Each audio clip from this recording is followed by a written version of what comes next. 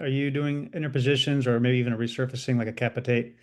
Yeah, so all great topics. I'm very happy you chose this topic. I think I might have prompted you to do it, but this is something that ever since I was a fellow, like our mentors here, Al Hess and Jeff Stone, they taught me about this. Al Hess taught me about total wrist arthroplasty, and Jeff Stone taught me about these other techniques that Asif just mentioned about interposition, oats, other alternatives. One thing that regarding partial fusion versus PRC, I think in this patient, you probably can't get away with just a PRC.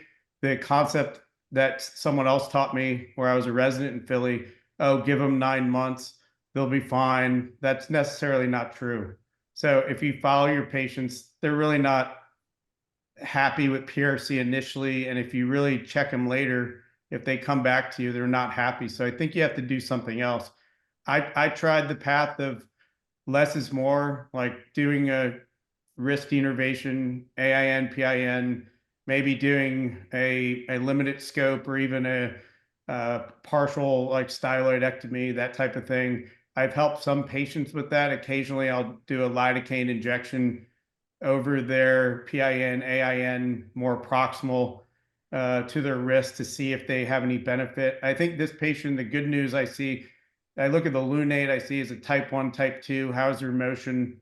This patient, I don't think I would go to a partial fusion, four corner, whatever you want to call it, because it really takes away motion right when you put your fixation in. Patient's not going to be happy long term, I think.